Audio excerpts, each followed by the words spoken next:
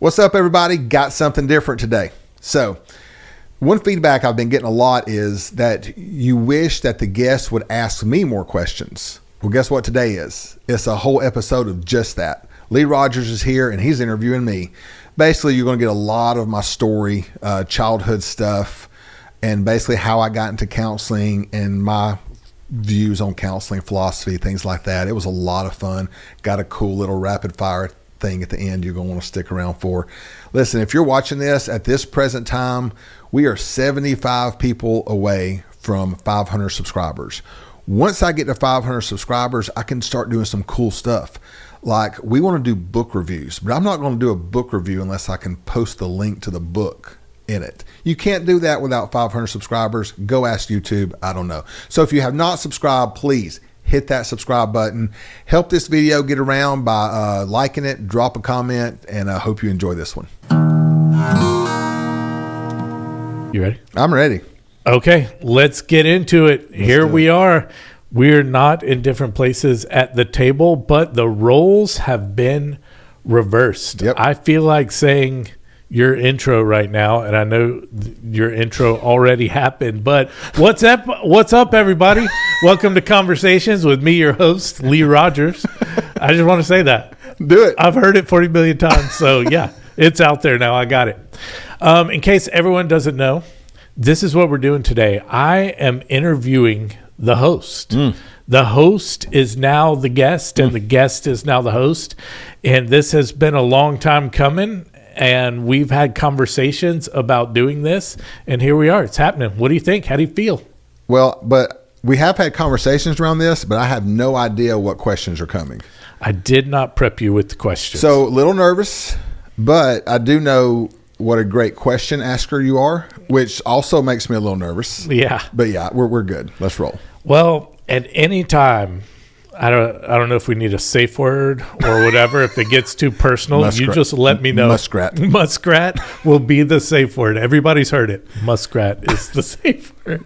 So yeah, if things get a little too dicey, that's where we can go. And I have a little surprise for you at the end, question-wise. A little bit of a fire round, which will be very entertaining for me and hopefully the audience. Yeah. And we'll get to learn some things off the cuff about the mighty Jason Glaze, our normal host, Jason Glaze. First of all, I want to start out with, and I know that you've shared parts of your story on the podcast over however many episodes it's been, but I'd like to hear, just for context, and I'll probably ask for questions around clarity as we go, but for context, what is your story? What, where'd you grow up? What was that like? Did you enjoy childhood as you grew into a teenager? You know, what kind of guy were you? What was your family dynamic like? What was your church dynamic like? Yeah. Yeah. So I grew up in South Forsyth off Campground Road. Actually, before then, I lived in Cherokee County. Cherokee County, basically from kindergarten to fourth grade. And South Forsyth County here in North Georgia is very similar to Cherokee County. Yes, right. I would say. And then fourth grade, we moved to South Forsyth, which was really only about 5 miles up the road. So we're still in the area. Yeah, born and raised in South Forsyth. I had family all around. So I have a big extended family, aunts, uncles, first cousins. And they were all around all the time. Mom's side, dad's side, both? Mom's side. Dad's side lives toward Lilburn, Decatur, that area. Okay. Mom's side is the one we're talking about. Mom is one of 6. Wow. And everybody just kind of lived, somewhere close by. And so back then, South Forsyth was not the South Forsyth of today. Everything was just fields and ponds and stuff. And at 14 years old, I was driving a 79 Silverado up and down the road. There's not a house I could not have stopped at and just got some sweet tea. It's amazing. What a life. And now, oh my gosh, it takes you 30 minutes just to get 5 miles over there. It's because ridiculous. Of the growth of suburbs, schools, businesses, all that. Polo Field started it, Polo Fields came in, then boom. Huge neighborhood. Off and running. And then everybody was like, whoa, Cumming's not that far away. Yeah. We can move there. Yeah, so Cumming kind of got grafted at South Forsyth County in general, grafted into Metro Atlanta. It absolutely did. But growing up, it was not that way. Right. We felt like we were in the sticks. I felt like if you're from the area, civilization stopped at Roswell. And then Alpharetta was country and Forsyth was even more country. Exactly. Yeah. So that's the Forsyth County I grew up in. Yeah, it was great. It's great. Like I said, it was like I had a bunch of mom and dads. If you think Steel Magnolias, which is my favorite movie ever, that's basically who raised me. Just a pack of Southern women. You know, it was amazing. And a bunch of first cousins. We were all really close. So it was a great time growing up. Yeah, it sounds like a lot of great food. Oh, my gosh. Yeah. Yeah. Yep. Siblings? Yeah, one, Jeremy. One brother. Yeah, one brother, 4 or 5 years younger. I don't know. Something like that. Several cousins. Bunch of first cousins. So going to school, you had a pack of you. Always. Yeah, that's amazing. So what was church life like as a kid? Yeah, I was raised in a denomination known as Primitive Baptist. Okay. So Primitive Baptist was basically, it was this weird form of Calvinism. Okay. It was this weird form of Calvinism where basically it was very inclusive. Like if you listen to most Calvinists today, the amount of people going to heaven, you could probably fit in the back of a pickup truck. Sure. And not many are in. Yeah. The Calvinism I was raised up under is just the opposite. Like the amount of people going to hell you can get in the back of a pickup truck. Wow. Everybody else is in. So it was very inclusive when it comes to the eternal piece, very exclusive when it comes to who is the real church. But they didn't make it a heaven or hell issue. Well, and what was the value of the real church in that scenario? Great question. Yeah. Yeah. Great question. But looking back, we were the only ones with the truth type thing. Yeah. And there's just one doctrine. And if you didn't line up with this one doctrine, then you probably were not the real church. But as a child, that had to be a great feeling. Like you were a part of the real thing you were in, and God is good. I never had that experience. None of my friends went to church with me. Huh. So like church provided zero accountability for me because I could go to church and then I could go to school, and those two things never bled into each other. Yeah, interesting. Like if I would have went to church with the people I was running with, that would have been weird. Huh. But I was able to compartmentalize church from shenanigans. Church Jason and shenanigans Jason. For sure. And was it the same for your brother and cousins? Like, did they kind of have that same feeling, like a mutual understanding? Most of my cousins were not part of that kind of church. Oh, okay. They were just regular Baptist. Gotcha. Regular. Yeah, just the regular. The non-primitive type. Yeah. I thought primitive just meant you couldn't have instruments in your music. That too. Oh, so it's all about what you don't do. You don't have Sunday school. You don't use musical instruments. You don't do this. You're breaking it down to the original.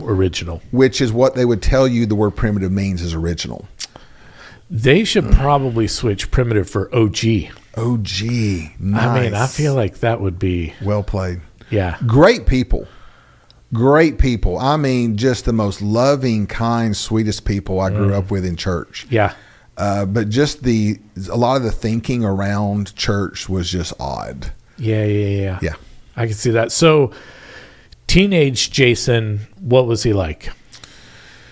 Teenage Jason basically started looking for love in all the wrong places. Sure. Type thing.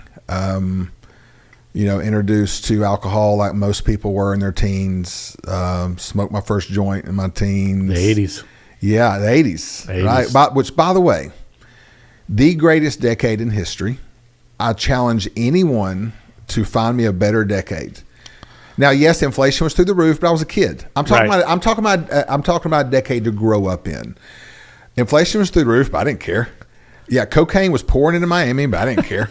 As far as like being a kid in Georgia, was there anything? I mean, we were raised on neglect almost. The latchkey kid. Oh my gosh, it was a real blast. Life. Tell me 3 great things about the 80s.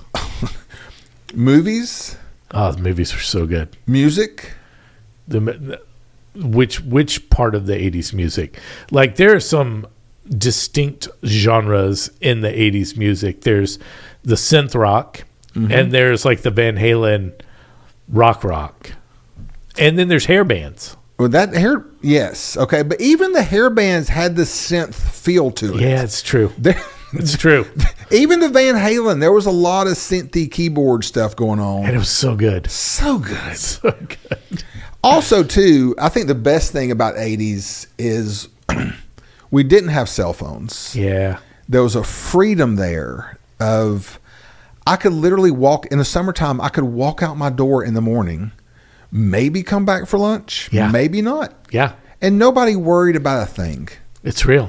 God, it was such freedom. I've tried to explain this to my kids, and they don't get it. They don't understand.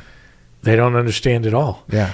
And another thing about the 80s was that McDonald's wasn't bad for you, and it's where you had birthday parties in elementary school. But also, we only ate McDonald's for special occasions. Yes. We didn't hit it twice a day. No. So, Never. yeah, it was like a treat to go to McDonald's. Isn't that fascinating? Friday nights at Pizza Hut. Yeah.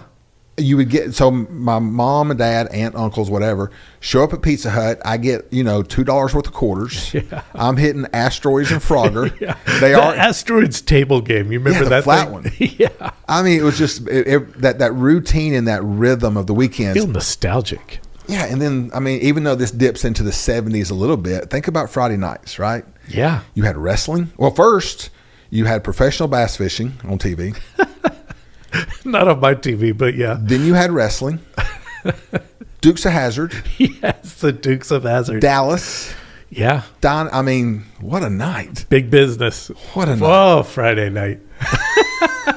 And now we're searching Netflix. Anyway, so growing up was cool. I graduated high school in 91. Yeah. High school years were pretty fun. I was big into sports. My junior year was the first year of South Forsyth existence, so we were really small. I played all three sports. So you got to go to a new high school. Yeah. That's cool. Yeah, so my junior year was the first year of South. Yeah, that's fun. My graduating class was like 130. Yeah. And it was people that I'd been to school with since elementary school. Yeah. Let me ask this, getting a little deeper into the story idea. What do you remember of blessings from those years growing up? Either a blessing from your father, from a grandparent, from one of the steel magnolias in your life. What comes to mind as being blessed as a kid? I got so many. Ah, what a great start. I got so many, and I'm almost afraid to go through them because I'm going to leave one of them out, and it's going to hurt their heart. Right. I'm almost scared to start, but I've got so many. What if I limit you to 3? Okay. Would that help? It does. Okay. It does. So obviously, Mom, Yeah. she was great. She was my greatest defender, greatest cheerleader. Wow. Would tear that butt up if I needed it, though. You know what I'm saying? Like, she wasn't Full mama bear. full mama bear, so she was my defender, but she would also straighten me out if I needed it. Wow. Yeah, mom's great. Ah. Dad, oh my gosh. So like growing up during the summer, 2-3 times a week when Dad got home from work, he would have a tube of crickets for me. He would grab the bass rod. We walk across the street. I would catch brim while he caught bass. I mean, it was 2 or 3 times a week where I've got some quality time with Dad. I mean, I am picturing like an Andy Griffith scene. That's it. And we would have some meaningful conversations. Wow. We would have some meaningful conversations. My dad, there's no doubt, is my first best friend. Yeah. So that was such a blessing. What a blessing. He would tear that butt up too, though. Right. I had that good balance of unconditional love, but today it seems like this. We want our kids to be unconditionally loved, and we also make them the center of our universe. Sure. And then they grow up, and we wonder, why do you think you're the center of the universe? Right. Well, you made them that way. Right. I feel like my parents had it right because I was not the center of their universe, but I was completely and totally loved. Right. So I knew everything wasn't about me, but yet I knew I was completely loved. So that was cool. Which is beautiful. Beautiful. Feeling loved and knowing when to duck because you did something stupid. Amen. The third one would definitely be my grandfather, my papa. Grew up next door to him. He was like a god to me. Yeah. He really was. Wow. And I felt like I was his favorite. Probably just because I lived next door. Perfect. And just a very stoic man. Yeah. And just didn't demand respect, but you were just going to respect him. Doesn't didn't that have to say a say word. something that you felt that level of love from a man you would also describe as stoic? 100%. I would remember him. He would be, because he worked for the school system. So he was home every summer. And that's when I would spend most of my time over there. Wow. I remember he had a chair that he sat in. I actually wrote a poem about this the other day. It's a good one too. Is it called Papa's chair? It's called Papa. So he had a chair he sat in. He chewed tobacco like a pro. So he'd be chewing tobacco and praying, but when he would pray, he would just move his mouth. And his eyes were closed. He's chewing tobacco, and he had this rhythm that he would pray in. And every now and then I would like watch him mouth my name. Wow. And then watch him mouth a cousin's name. And I knew he was praying for us. Wow. Yeah. It was amazing. That is amazing. Yeah. So he was a massive blessing to me. That is. And then I could go beautiful. on into aunts and uncles. Oh, yeah. I could go on, but those are I've top heard three. about Aunt Becky. I've heard Becky. about others as well, which is truly amazing. Yeah. I want your family in many, many ways, many aspects. Like the couple of times I've been around your dad, it just, he's like a magnetic kind of guy. Just like you want to be near him. He asked me about you yesterday. See? He said, "What's Lee up to? What's he God, that guy's so good. Yeah. Love that guy. Yep. Okay. On the other side, let me ask this, and I don't want to make anything about specifics as far as wounding goes, but just if we have the assumption that everyone to some degree is wounded, what were some of the recurring messages that came to you about you out of the wounding you experienced growing up? I am bad." So "I am bad" was a message that followed me for a long time. Yeah. It didn't really come from a person. Like you've heard this story about the baby powder. Yeah. So should I go into that? Yeah, I don't know. It's your call. It's kinda your long. audience. All right. So the first wounding message I remember experiencing was my brother was born and I'm 4 or 5 years old. Mom brings him home, and Mom had this room she called the sitting room. And it's where she would like listen to Linda Ronstadt and read books and whatever. I don't know. Yeah. That's what you do in That's the what sitting you do room. in the sitting room. Yeah. And so she had a changing table in there as well. And so she would bring Jeremy in there, put him on this changing table, raise the rails so he wouldn't roll off, change his diaper, right? Well, one day she comes in, puts him on the changing table, raises the rails, and I think the phone rang or something. So she left the room just for a second, and he's safe. You're 4 to 5. I'm 4 or 5. He's completely safe. He's not going anywhere. But I'm thinking, hey, I'll help. Yeah. And the funnest part about what I watched her do was the baby powder part. So I get the baby powder and I'm right. I'm getting after it, which was pretty cool until it got in his nose and mouth. And so Mom walks right back in. She was only gone a second. Yeah. You know how kids can do stuff. Oh, yeah. So she walks in and she sees it, never shamed me, never yelled at me, but she scoops him up in a frenzy, runs him into the hallway bathroom, and turns on the water and starts trying to get it out. Yep. So now I'm standing in the hall looking into the bathroom at her trying to get the stuff out, and the enemy said, "You did that on purpose." I thought I tried to hurt my brother. This is what the enemy does. Yep. And I never will forget that lie got implanted deep. Isn't that amazing? So amazing. The enemy, real facts, real circumstances, wrong interpretation. Telling you. And as a kid, can we do anything else but interpret it wrong? Right. I mean, do we have the ability to interpret it right? You know? Not within the influence of an enemy Yeah. very often. So that one kind of followed me. Yeah. And a lot of it got humorous. Like it's a joke. Jason shows up, you hide the breakables, right? Yeah. I would aggravate you until you cried. It's just like one of my things. You watched me with my sister-in-law the other night, just aggravating her to death. Now, right? do you think that you lived into that lie, or that I mean, you can you can package it in comedy at this point in your life, but is it living into the lie, or is it just the way you enjoy life? Both. Both. At 100% both. I think even if I didn't have that lie implanted, I would have still been the mischievous kid that liked to play jokes. Sure. Creative. But at the same time, that's who I am. Yeah. That's kind of who I am. Wow. Yeah. Very interesting. Yeah. So I think that's the first big wounding. I definitely grew up in the performance-based thing. Sure. Even though I knew I knew that my performance had nothing to do whether or not I was loved. Right. My performance definitely had something to do with whether I had value or things like that. Or what your value was. Yes. So that's just part of the fallen world. Yeah. Huge part of my wounding there. Fascinating. Yeah. So, I could go into other stories, but the typical, I'm not good enough. I don't measure up. Yep. I'm a 4 on the Enneagram, so I'm shame-based anyway. Gotcha. Right. And so. What's the title of the 4? On the Enneagram? It's the individualist. The individualist. The individualist. Gotcha. So, yeah, shame is something that just my personality sets me up to fight. Yeah, that's interesting. I also just want to acknowledge the genius of your mom to immediately go to the sink so that you don't keep aspirating the powder floating around. Yeah. That wouldn't have occurred to me. Yeah, she's quick. Moms are good at stuff. 100%. When it comes to survival, Yeah. moms will get it done. Get it done. It's beautiful. Okay. The second half of this interview, I definitely want to be around counseling, and I have a ton of questions about counseling. But thinking about you graduate high school, you start moving into life.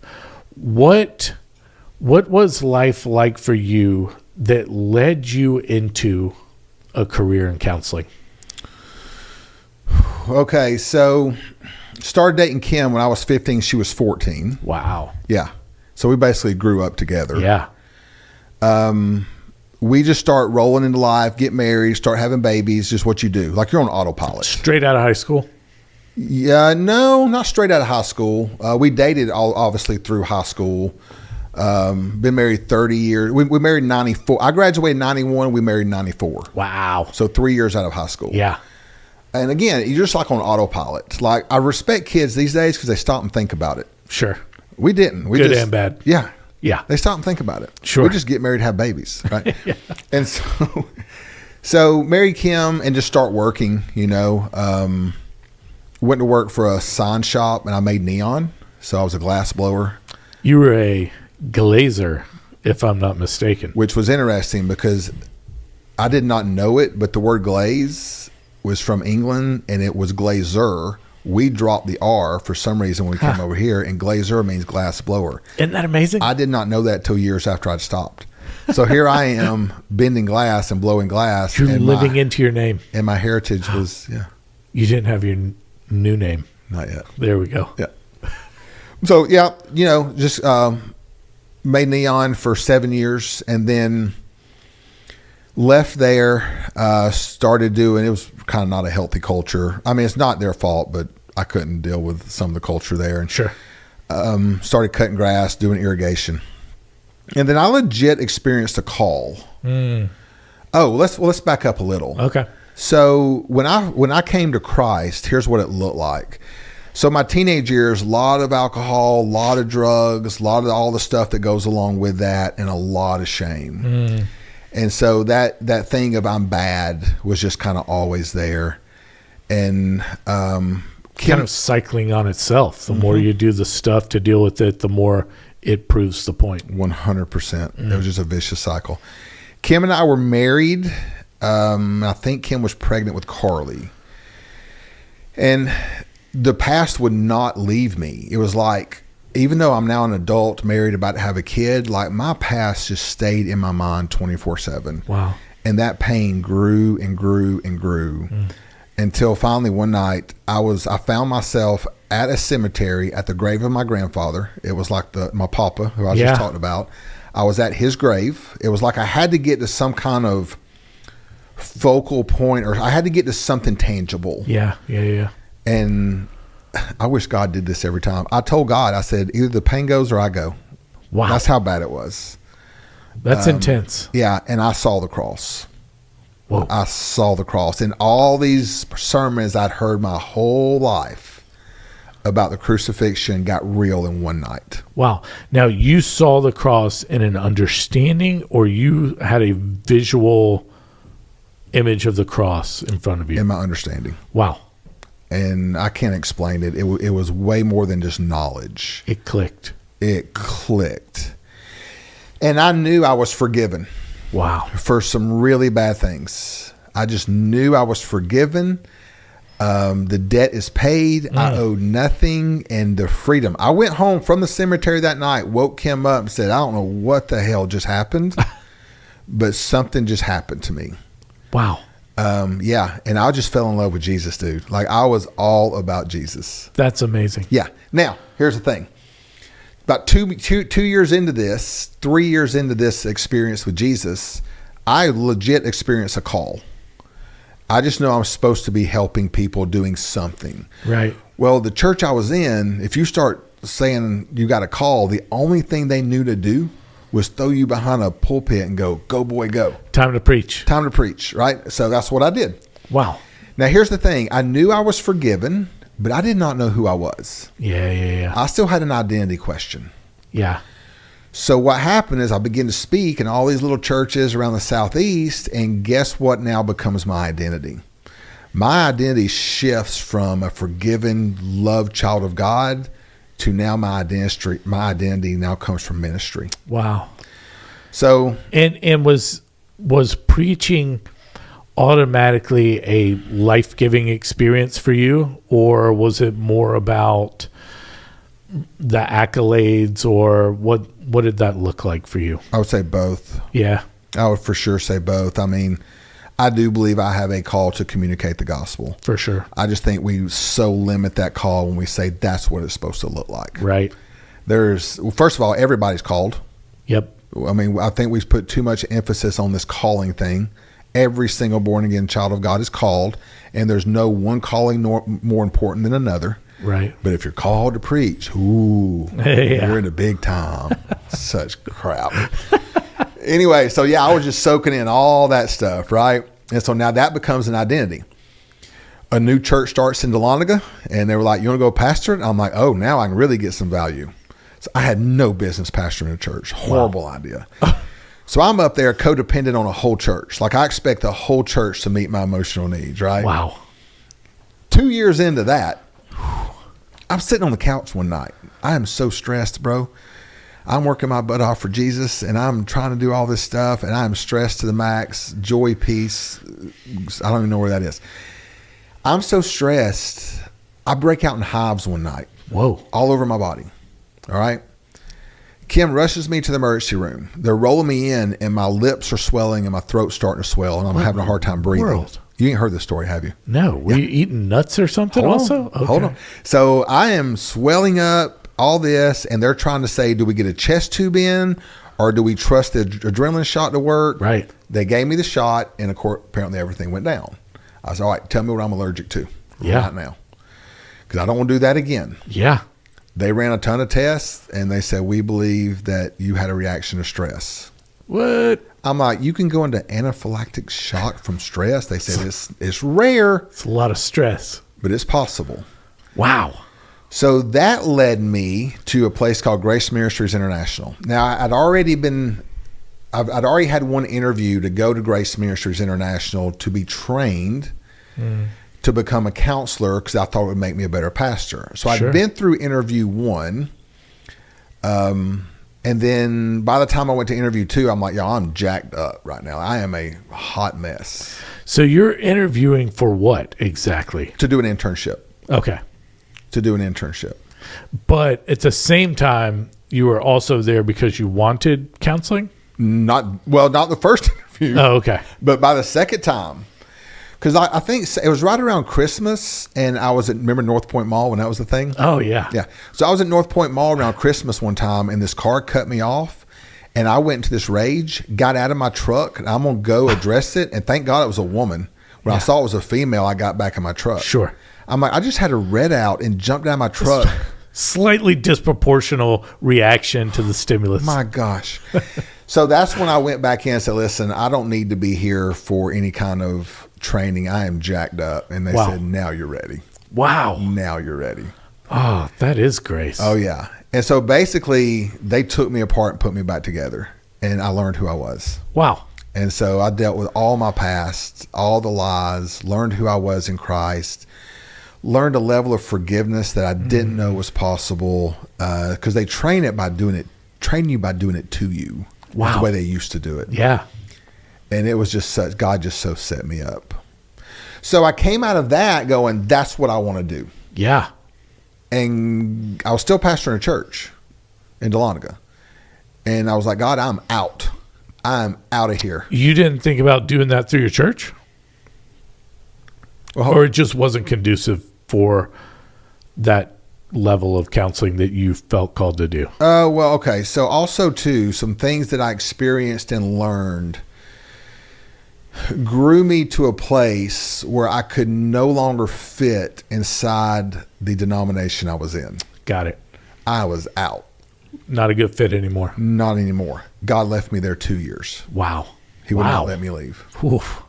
Woof. Yeah. So 2 years. Which keeps you from looking back. Yeah. Yes. Yeah. So 2 years I stayed there. And then finally in the shower one morning, he said, it always happens in the shower.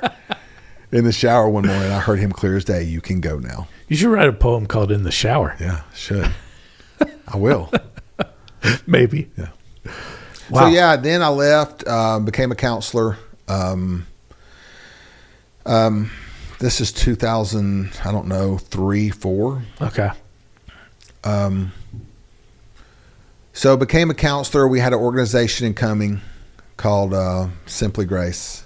Oh, I was counseling there, and I was the director of training there. nice. Here's the thing. Out of all the healing I experienced through everything I went through at Grace Ministries International, I had a level of sexual shame that I would not go there. Wow. I just would not go there. So my plan was to be meeting with my mentor or counselor, get what you can give me, and go work on this by myself. Sure. That was the plan. Yeah, I get that. Here I am, a counselor, even director of training others how to be a discipleship counselor, and I've got this sexual shame never dealt with. Do you think that's pretty normal for counselors? Yeah, for sure. Yeah. 100%. There's a thing. Yeah. So that led to some closet drinking kicking back up. Sure. And then everything that comes along with drinking, all kind of damage and destruction that I did. Yep. So I'm the closet alcoholic that really nobody knows about. Yeah. So kind of semi blow my life up when I'm there, Sure. and then leave there for a year and a half, right?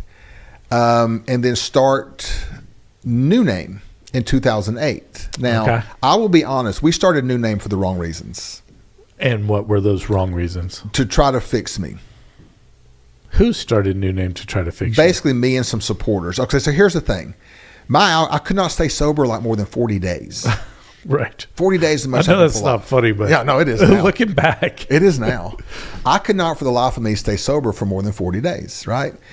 Well, finally somebody was like, well, your problem is you're not doing what God's called you to do. We need to get you back in ministry. Okay, so because you're not perfectly aligned in your lane, that's causing the drinking. Yes. Okay. Yes. Which was not the case. So Yeah. I don't know what that is, but don't worry about it. Usually these mics are so good it don't pick stuff like good. that up. So let's get you aligned. That's going to solve the drinking problem, and you'll be aligned. You'll be doing what you're called to do. Yeah. So that was the plan. So 2008, we start New Name Ministries because I'd been out of it for about a year and a half. Which is counseling. awesome. Let me ask just real quick sidebar. How did you name it New Name? I can show you the journal. Wow. God just named it. I can show you the journal right now. I think I got a picture of the page on my phone I love that. where I'm just going over the names. Like, what do we name this thing? What do we name this thing? And he just spoke it. New Name. Yeah. So even though I started it for the wrong reasons, he was still in it Yeah. for sure. So anyway, so here I am trying to get sober. I started counseling ministry, which is what we do, right? Awesome. Beautiful. And then I start hiring some folks. I hire Tamla. She came on in 2009, so a year later. Had another guy here named Eric Abney. God bless Tamala. God bless Tamala. And so I had a guy here named Eric Abney, and Kim was even working here part-time a little bit, helping with some teenage girls. Again, I can't stay sober. Yeah. But nobody knows it. So listen, here's a Christian I was, or here's a counselor I was, okay? I would be so hungover that I'm in these massive panic attacks. I would come in this office, sit in a chair, do a session. Jesus would totally like heal somebody and transform them. I would get out of the chair, go to the urgent care, get a banana bag and an Ativan, and go back and counsel some more. What in the Banana world? bags like all these electrolytes and potassium that you rid yourself Did you get from. recharged? Yeah, I was a new man. And I would do this like after the third or fourth time doing this, the doctor said, hey, we're going to give you the banana bag, but we're not going to give you the Ativan. You need to feel this. Wow. And it was like God had his mouth going, you need to feel this. Wow. The pain of Oh my God. dealing with the alcohol. So basically my drinking rhythm was, which was so funny because I had the same rhythm as a mentor I never met, Brendan Manning. Oh, wow. I would drink for like 3 days. And when I say 3 days, not all day. I wouldn't drink in the office. I was drinking from like 5 p.m. to about 1 a.m. Okay. And I would do that for 3 days, and then I couldn't do it the fourth day. Right. You couldn't pour it down my throat. You're a mess. So now I'm detoxing about every 4 days, Yeah. which is hell. Yeah. And that's when I had the little urgent care thing going, and then that ran out. And one Sunday, I woke up, and my family standing over me as intervention time. I thought I was dead. So I woke up, and there's Kim, brother, sister-in-law, mom, dad. I was like, well, I'm dead. It was intervention time. So basically, they pulled the intervention. And Dad had already tried to get me into rehab one time. He came and picked me up. This was before we started New Name. Yeah. He came and picked me up from the place I was working. They had a bed ready for me somewhere, and I talked my way out of it. But this time, it was no joke. It was get sober or I lose my family. I mean, wow. I'm talking wife and kids. Like Kim's like, one more drink and we're done. We go. And she don't bluff. Did that feel like love to you? I knew enough to I knew enough. I've been down this road. Hell, I'd help people do this. Sure. Yeah. And so you knew it was love. I knew. At least academically. I knew. Yeah. So I went to No Longer Bound. Awesome. And this was a lot of this story was on another podcast. But I went to No Longer Bound, and they worked out an outpatient program for me. I was there by the way, I came and sat Tamla and Eric down and said, hey, I'm a closet alcoholic. Here's my drinking pattern. I'm going to be gone for about 16 weeks. Y'all keep the place open. I'll be right back. Wow. They're like, what? Come again? Come again? And I'm like, hey, remember them times where I kind of went home sick? Wasn't really sick. Well, I was sick, but not the sick you thought I was. Right.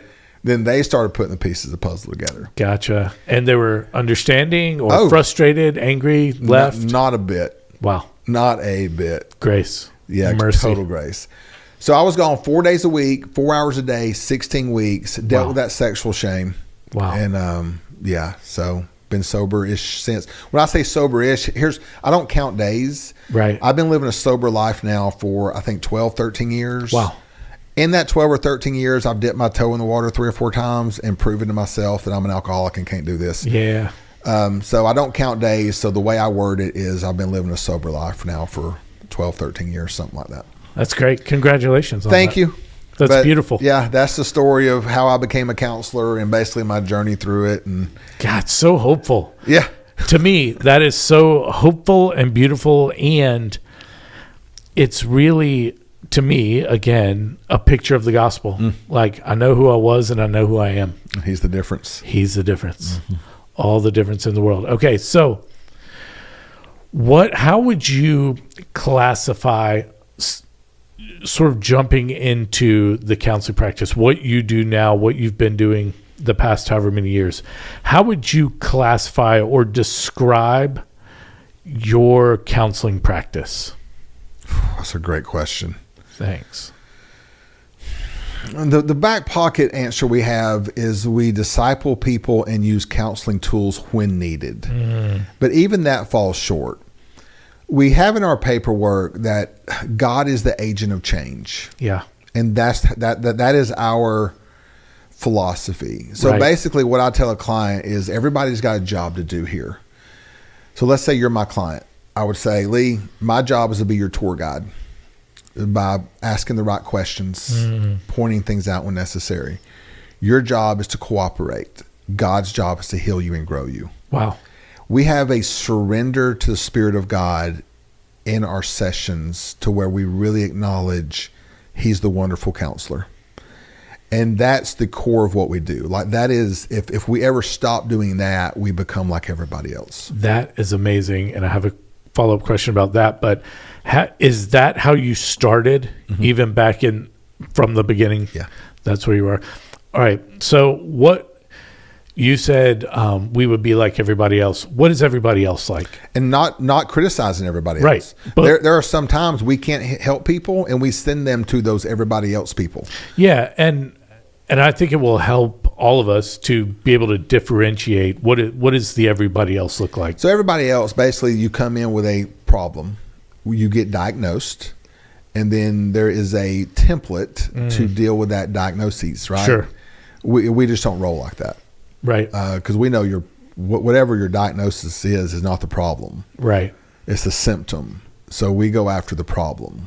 Yeah. We bring Jesus to the wound, right? Wow. Also, another thing is we don't rely on talk therapy. So talk therapy is you talk about the problem until it desensitizes. Nothing wrong with that. Gotcha. But we think that's only a small piece of it. Sure. So we are into healing, restoration, those type things. So talking is good, but talking's not healing. And it's not healing. Wow. It can actually feel like healing. If you confess something for the first time ever, Right. you're going to walk away from there feeling a sense of healing. And you can make the case you have started the path toward healing. Yeah.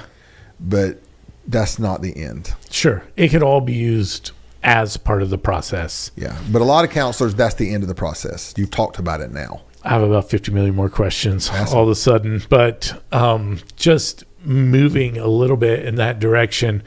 Let me ask this. You have been doing this a long time.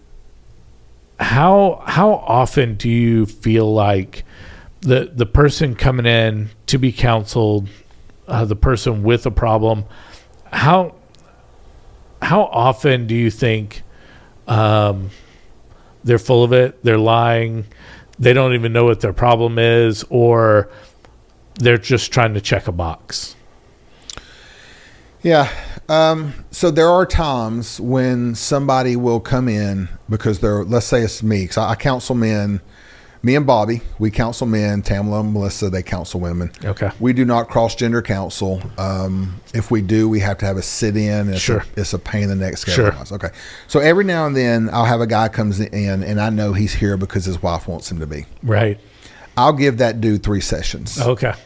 And so usually, even though his initial time in is for the wrong reasons, by the time I walk him through the process, and maybe if I'm sensing he doesn't want to be here, I share a little bit of my humanity and story. Yeah. And usually by session 3, they're here because they want to be. Oh, wow. However, by session 3 or 4, if they're still here checking boxes, I'm not the guy. Yeah. I'm not the guy that's going to journey with you until you're ready. Yeah. So if you think about the stages of change, you've got pre-contemplation, contemplation, and then action. Can you tell me what pre-contemplation is? Pre-contemplation is everybody knows you have a problem, but you don't. Got it. Your wife knows. Sure. Your kids know. Sure. You don't. That's pre-contemplation. Contemplation is now I know I have a problem and I'm considering help. Yeah, it's like the signs are there, but you're not acknowledging them, and then you're acknowledging them. Yep. Okay. Action is you've made the phone call. Okay. Wow. If you're in pre-contemplation, in other words, you don't know you got a problem, everybody Sure. else does, I give you 3 sessions, I'm out. I'm not the guy that's going to journey with you till you get there. Sure. I'm not built for it. Which seems merciful in a lot of ways. Yeah, I don't know. Maybe it's my issue. I know a counselor. He will Yeah. journey with that guy until he's ready. Wow. I can't. Just can't. Just come back when you're ready. Hey, you know how many times I've said that? Wow. In the last 20-something years of counseling, come back when you're ready. I've said that a lot of times. Yeah. Who thinking about that person, thinking about all the people out there, who needs counseling? Everybody. Everybody needs counseling. Everybody, including myself. I have a counselor. Yeah. So everybody needs a counselor. Everybody needs a group. Right. Yep. You and Brian talked about that a little bit on the previous podcast, which was beautiful. If you have not listened to it, I highly recommend it. Brian Haas and your first client interview, which was pretty cool. Let me ask this. Who, I don't know how to say who doesn't need counseling, but how do you know when someone is, I don't know, done with their part of counseling that you are helping them with? Yeah, this is where, this is where labels kind of can throw us off. So I said everybody needs counseling. Not accurate. Everybody needs somebody. Right. So basically, if you look at it this way, by definition, counseling takes you from, let's say, wounded to healed, right? Or they take you from -10 to 0. Right. To go from 0 forward, you would kind of call that coaching. Right. Got it. But the thing is, I've seen that happen in counseling. Like I've seen people not only get healed, but because of their healing, they blow past 0 and now they are flying, right? Yeah. And then you start getting into what is spiritual direction. Right. I do a little bit of that. Right. I do a little coaching. I do a little counseling. I do a little spiritual direction. Because you're a conduit. Yes. Like you said, is your style of counseling anyway. So to get to be a part of what God's doing in someone's life is, I don't know, always useful. Always useful. Tell me about this. When did you write the book? 2016-ish. Yeah, so I wrote it in 2016. So you'd been going a while before you wrote the book. Long time. And so was the book essentially capturing what you were already doing? Yes. Yeah. Yeah. So basically, we would have to come up with homework. Homework is crucial in the counseling process. If you're not doing something in between sessions. To continue the process. Yeah. Because you're not going to think about it until you're in the parking lot. No, Right. What do we? So. And this isn't about getting the right answer. No. Right. So basically, we had a counseling process we were walking people through, which is one thing that makes us unique, is we have a process. It has a beginning and an end. Yeah. My job is to work myself out of a job. Yeah. And so that makes us unique as well. And people really like hearing that because they're like, I'm going to be here for like years and years and years. Nope. Right. You're not the goal. Not the goal. You're always going to need that one. But now it's probably going to be a mentor, a coach, a spiritual director. But as far as what we're doing here, you came in with a presenting problem. Yeah. If you get help, that presenting problem is no longer going to control your life. That's a win. Right. You got the opportunity to be transformed by the love of Jesus. Right. So it's hard to measure things, but the way we measure things is we either did not help you at all, which means your presenting problem you walked in with is no better. You're walking out with it. We helped you, which means your presenting problem no longer controls your life. Wow. Or you got transformed. Oh. So that's how we kind of measure things. Yeah. And so the book gave us some framework around the process. Gotcha. And it gave them homework to do and journal questions and things to draw and things to read. Is that how you still use the book? Mm-hmm. Wow. And you also created videos as a companion to the book. Is that right? Yeah. And how's that going? Like, do you use those as well? 100%. So and by the way, let me stop and say this. We're married to the Holy Spirit, not a process in a book. Right. So even though we have a nice, neat little packaged process, God changes things up a lot. Right.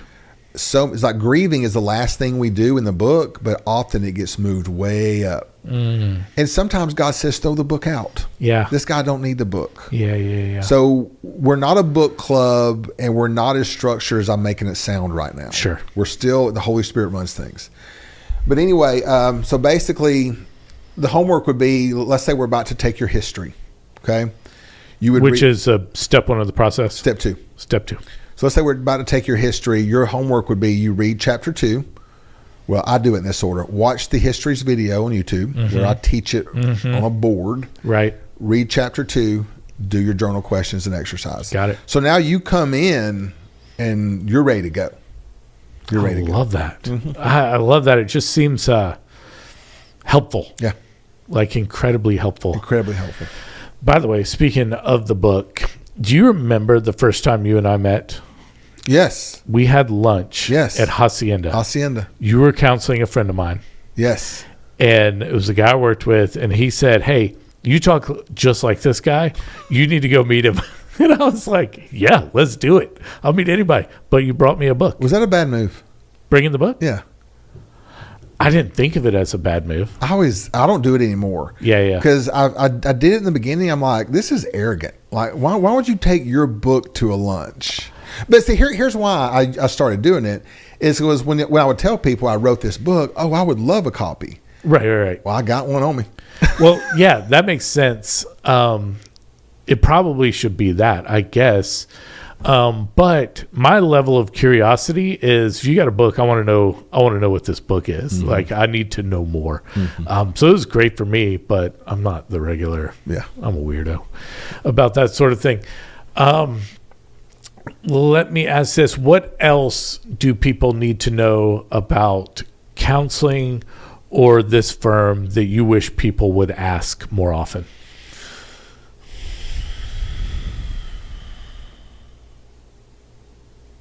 That's a good question. What do I wish they would ask more often? I don't know. I have to get back to you on that one. Yeah, I'll tell you an example. Reframe it. Yeah, I'll reframe it. As an example, I work at a church, and people often say, is your church a good church? Should I go to your church? I have no idea. I don't know you. I don't know where you're coming from. And so, to me, I think their question should be prefaced by, and it's incumbent on me to ask, but like tell me where you've been and what you're looking for. Like, what are you hungry for? And then I can say, this is a church that's good for you. I had a friend recently I ran into, a parent of somebody that my kid went to middle school with, and their kid's coming up to go to University of North Georgia, and they said, well, I was going to ask you what good churches are, but obviously you're going to say you should go to your church. I was like, I'm going to stop you right there. I do think our church has incredible things to offer, messaging-wise. It's a very worshipful place, but if you're looking for other college kids, not a good fit. You're going to feel like the only college kid there. So right. I think when it comes to church and stuff like that, we often ask the wrong questions when it comes to that. So when it comes to counseling, probably a lot of people would say, oh, I probably need counseling, or I guess, I don't know how to reframe that question. So let's see if this helps. A lot of times we are for the people who has tried everything else. So like they've been in this other form of counseling for 10, 15 years. Sure. And let's say it's helped to a degree. Those people that come to us that are looking for something new, something deeper, something more experiential, we're set up good for that. I think we are really for anyone except for two areas. If you have anything that's very clinical going on, sure. If you are hearing voices, sure, real voices, right? We're not that. We are a discipleship counseling ministry. I got a bachelor's degree in Christian counseling. Right. I'm not licensed, not professional.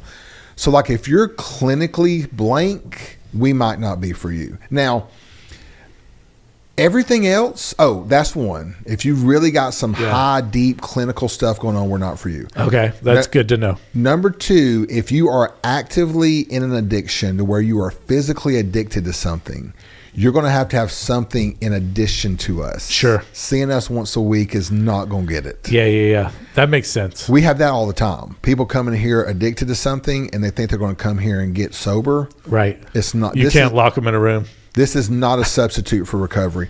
We can be an aid in that. Yeah. Pretty much anything else, relationship issues, depression, anxiety, we're there. That last resort person, is that a little bit like a unicorn? Because they're kind of, I would think, over counseling at that point not over counseled, but they're like, well, counseling hadn't gotten me anywhere. To have that person reach out seems like a blessing and a miracle wrapped up in, And we get that all the time. I've been in counseling 10 years. Where's this been? And I have several people I want to drag here. But then at the same time, we'll have people that'll come through here and we need them to go somewhere else. I'm not saying we got the market cornered. Sure. What I'm saying is that we do have a niche. Do you often have people that want you to reach out to someone else? Oh, all the time. And you can't do that, right? I cannot do that. Yeah, that does not. I mean, if I reach out to someone else and they come into counseling because I called them and asked them to come, then no. I mean, the balance, the scales are not balanced at that point. Yeah. You have to ask for help. Yeah. Well, I would think you would have to want help to be helped. Yeah. We will let somebody make the first session for someone else. So let's say a wife calls and says, my husband wants to come in. It's better if he makes the phone call. Sure. Because making that phone call is massive. Yeah. Let's say he refuses. We will let her make that first session. Sure. We used to not. Really? I would say within, like 5 years ago, maybe? Probably about 5 years ago, we would say, no, he needs to call. Wow. And then I started thinking, let's get him in the door. Yeah. Let's get him in the door. How booked up are you guys? Can you fit people in if they reach out? Right now, and by the way, I'm never looking for business. Right.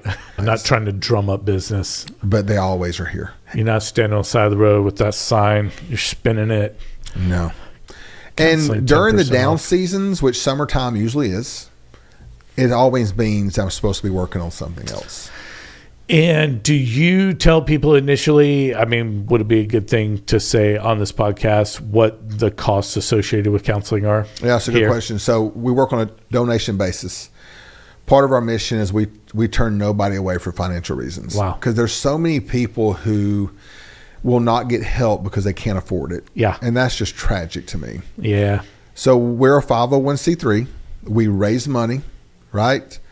And we provide affordable counseling. Awesome. So if you're looking for somewhere to make a donation, newname.cc, go to the give. I will pump that. And it will be worth it. And it will be worth it. Because what happens is like we get so many single moms who, let's say their husband is like MIA or whatever, and they can't afford it. Now, we do have a recommended donation of $90 a visit, but we beg people, please never let finances keep you out of here. Right.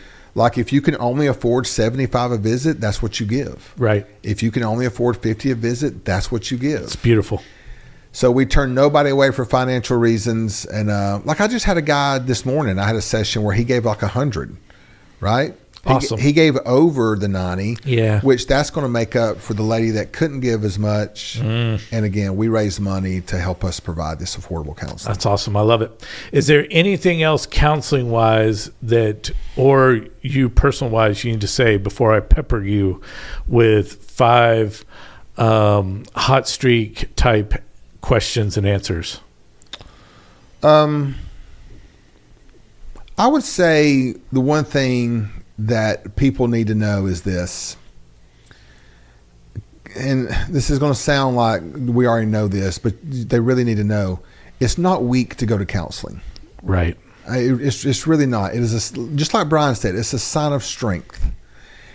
And with men, it's hard for them to get there sometimes, like to admit I have a problem and I need help. For sure. It's the strongest, it's so brave. It's the bravest thing you can do. Because obviously you've been trying to do it on your own forever and it has not been working. Right. Right. And to say that I need help is the bravest thing that you can do. So just to get the stigma off of counseling, I think is something that needs to be addressed. Which is, there's a key in there that you said about the idea that, I don't know, just the brave versus the vulnerable. The fact is that we're all vulnerable. None of us like to admit vulnerability. I hate it. I think that as humans, we're hardwired to avoid being vulnerable. That's just survival, which makes sense. And I you would know this better than me probably, but as men, I think even more so. We just don't want to be seen as weak or having some sort of chink in our armor that can let things through. But you do. Yeah. You got chinks in the armor. For sure. You have weaknesses. Yeah. You are vulnerable. Yes. We are vulnerable. We are. Yeah, whether we admit it or not. Absolutely. I have another random counseling question for you. Go. Before I get to the hot seat questions, of which I have 5 by way of 10 questions. But you get credit for how fast you answer the questions, so it'll go really quick. We're going to do a speed round. Yeah, it's a speed round. Oh, wow. And I think we should add this to all of your podcasts moving forward, but that's neither here nor there. It's not my podcast. You need a podcast. Yeah, clearly. But how do you, when you're counseling somebody, and I know that you are a very relatable person and you're a very relational person, and that's part of it. But how do you balance sharing your own stuff with making it about them? Oh, man. I'm so glad you asked that. Here's why. It was actually a question from Holland. I was talking to her about this interview. I'm glad you asked that, because I don't know what counselors are doing these days. So, like, safe side, in the last, let's say, 2 years, like in our paperwork, we say, have you ever gotten counseling before? Yeah. Did it help? Right. If so, how? That's our basic questions in our intake, whatever, initial packet. So tell me about your previous counseling. The dude talked about himself the whole time. Right. And I was just talking to, I'm not going to say who it was. I was just talking to, this is not a client. I was talking to somebody else yesterday. He basically called me up and said, man, I want to change counselors really bad, but I want to run it by you first. I said, well, tell me about it. He said, well, here's what happened. I asked this guy a question, and the next thing I know, he spent 30 minutes telling me about his childhood and his struggle with this thing. Why? Well, I understand that you want to relate and you want to help. But to me, yeah, but so here's my philosophy on that. I will only talk about myself if I know it's going to benefit you. Wow. If I know it's going to benefit you, I will tell my story. You don't know how many people, how many men who they're sitting there, my shoulders, see their shoulders are like this. Yeah. And once I tell them I'm in recovery, they go, yeah. Dude, wow. So many times. Wow. They need me to be human. Yes. They need me to be human. So I will share my story when I know it's going to benefit them. What a counselor has to do is ask themselves, why am I sharing this right now? Right. Because if I'm sharing this with them to get a need met for myself, right, I need to go talk to my own counselor or my men's group or whatever. For an extrovert like me, it can be a struggle because listening is hard. Sure. So let's say I'm 4 sessions in on the day and I've done nothing but actively listen for all day. I am ready to talk. I bet. I bet. So you got to kind of make sure that you're, yeah, but I'm getting a lot of that these days of, I went to this counselor and the dude talked about himself the whole time. I've heard that from a lot of people from the counseling world and also the spiritual direction world. Oh my gosh. Like they just, that's even worse. I agree. A spiritual director is supposed to lead you to God. And it's fascinating at the same time. It's like, yeah, well, it just is. Well, let's face it. Anyone that has a draw toward a helping field, it could be counseling, sure, nursing, whatever. You're going to have some codependent tendencies. Sure. So you're going to have a tendency to make what's going on about you. Yeah. That makes sense. Yeah, absolutely. We're going to struggle. Hey, when I took my codependency test in 2004, I scored 43 out of 45. Wow. And the dude looked at me and said, you're worse than a female nurse married to an addict. That's amazing. I will tell you this. My freedom from codependency has had more impact on me than my freedom from drugs and alcohol. Wow. Hands down. Wow. And I would guess had more effect on other people's freedom as well. 100%. Isn't that beautiful? 100%. Freedom leads to freedom. Because here's the thing. Like, people ask me this question a lot. Like, how do you keep yourself healthy? Right? And it's the empathy versus sympathy thing. Yes. So basically, I'm sitting there and I'm hearing the worst of the worst. Yeah. I'm hearing about, a dude that's has been molested as a kid. Yeah. I'm hearing about Yeah. awful physical abuse and just whatever. And then, like, how do you not take that home? Well, because it's not about me. Right. In the moment, I can be empathetic. Right. But I'm not sympathetic. So empathy means I'm seeing this through your eyes, and I'm emotionally connected with your emotions. Right. Sympathy is I feel my emotions. I feel sorry for. There's no place for that in counseling. Interesting. It is never my place to feel sorry for you. Wow. So as long as I can keep the sympathy and empathy thing disconnected, once the session is over, it's over. Wow, that's fascinating. It's over. I don't talked take about that the whole anything time. home. Also, too, I have a little ritual I do. So when I leave the office to go home, either the red light at 400 catches me or the red light at Lumpkin Campground catches me. Sure. One of those. At that red light, everybody that I saw that day gets out of my truck. I will visualize the door open, and I'm going to make up some names right now. Sure. Randy, Tom, Lee. Leroy. Everybody gets out of my truck. And when I go through that red light, it ceased to exist. Yeah. That's strong. That's another reason. Also, I fish a lot, like a lot of self-care stuff like that. Yeah. That's good. I feel like I need to think about that even more, but just the idea that as a counselor, if you're bringing your needs into the session, that is going to be a different kind of session. Massive red flag. Fascinating. Massive red flag. Wow, you get a weird job. I know. I love it. Yeah, it's cool. I'm glad you have it.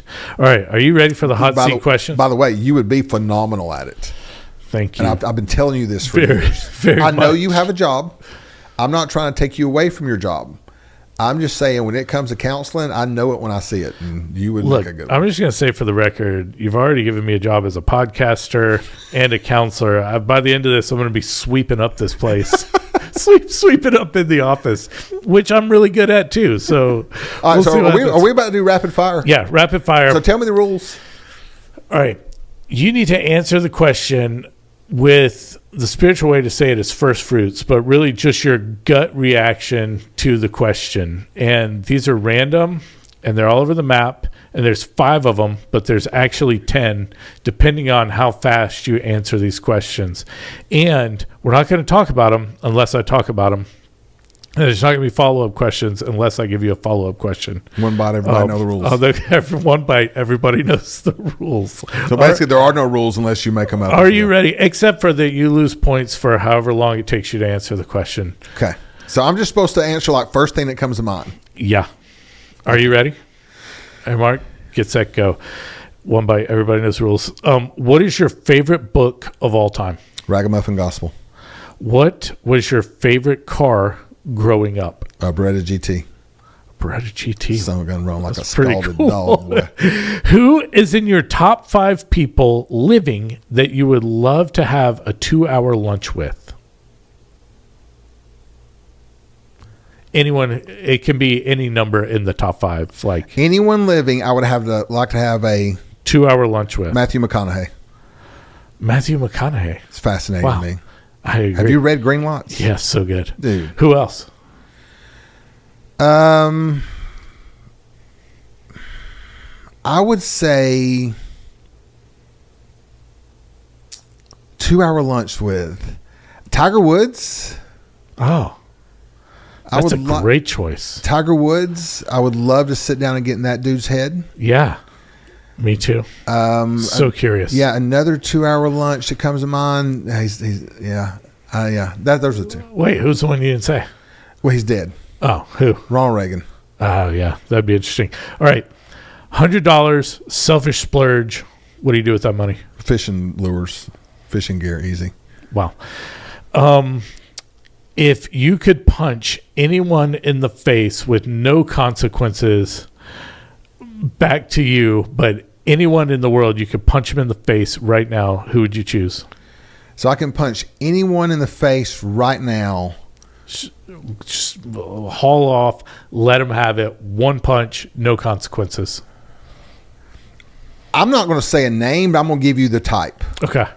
It is the TV preacher who is selling the prosperity message. Got it. Who is distorting God's image. Yes. Who is confusing people. I'd like to throat punch that dude. And God deals with me that all the time. God reminds me, hey, that's my son too. I left the party to go be with the older brother. It's just a punch. You're not killing anybody here. I'll ask the questions. How many dollars? What is the dollar amount it would take to let me tase you right now? You talking about like the real taser? Yeah, right in the back. Like the cops do? Yeah. The dollar amount? Yeah, talk to me. $20,000. 20,000. You wouldn't let me tase you for $10,000? Nope. Unbelievable. What is your? Would you? For 10,000? Yeah. Let's go. Let's just do it. Take the shot. Do it quick. Tamla's with me. What is your favorite kind of food and favorite place to get that kind of food? Pizza.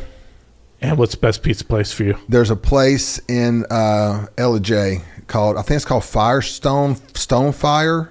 Okay. You and I went there. Yeah. We went there on the way back from visiting the retreat center. That was good. More of a like personalized, that was kind of a gourmet-ish sort of pizza. Well, it was like that cooked in the fire oven thing. Yeah. That was a good pizza, though. Pizza's the perfect food. Yeah. One Sushi's bite, everybody knows close. rules. What is your fantasy career option? If you could make money doing anything, what would that fantasy career be? Professional bass fishing, hands down. Really? Oh, yeah. That's what I dreamed to do when I was a kid. Professional bass When fisher. I was a kid, I was like, if I can make a living fishing. Who knows? Your life's not over. Favorite sport to play and favorite sport to watch? Favorite sport to play right now? Sure. Pretty good at basketball. You still play? I would like to. That's very fun to me. I wanted you to say the right answer was pickleball, but we can go with that. I haven't played pickleball in a while. I feel like we need to do it. We do need to do it. All right. I'm really good at stuff like that. Like stuff like cornhole. It's not in your nature to fail. It's not in my nature to lose. To lose. It is not in my nature to lose. There is You need to get a T-shirt. Reed. My son Reed. We were over at a graduation party a couple of weeks ago playing cornhole, and I'm not even uber competitive. I don't mind to lose. Yeah. When I lose, it does not bother me, but I don't lose at things like cornhole, just stuff like that. I don't lose. Makes me wanna And Reed play. was like, "You got some kind of Jesus blessing up your butt or something?" Like what? Is that how Jesus blessings happen? Yeah. And what's your favorite sport to watch? Football. And the last one is, what is your favorite life hack? Or a life hack that you regularly do that you would like to share with the world / your audience? A life hack that I regularly do that I would like to share with the world. Probably should have prepped you with that one. A life hack. A life hack. I know I have them. I'll tell you one of my favorites. Go. Is if I don't want to forget something, raincoat, food in the refrigerator or whatever, put the car keys with them. And then you never forget them. Yeah, Tamla does that. You don't leave without your car keys ever at Yeah. any point. Life hack, Life hack. something about the way you live, the way you dress, your vehicle, business. Oh, you have them. I should have prepped you on that one. I can't think of a life hack. I know I have All them. right. On a you get that one wrong. But on a podcast in the future, you just randomly need to share what your life hack is. Just Great stick idea. it in there. Great idea. And that will make up for this. And then you will have the answer right, and you'll get 100 on this test. Good job. Way to go. Thank you. This was a great interview. Hey, I appreciate it. Man, I feel like I could ask you a million more questions, but Maybe we'll I do probably will. Maybe we'll do a part 2. Yeah, someday. Yeah, but I appreciate you doing this because like one consistent feedback that I've been getting is I wish that the guest would ask you more questions. Right. I've gotten that many times. Yeah, because we get on the podcast to hear you essentially, and you have a guest. But so we decided we'll just do a whole episode. Yeah, here we are. Me getting asked questions. And we were going to switch seats, but it was difficult for the cameras. Yeah, it was difficult for the cameras. Yeah, but way to go, man. Appreciate you. Good job. Bye. Appreciate you.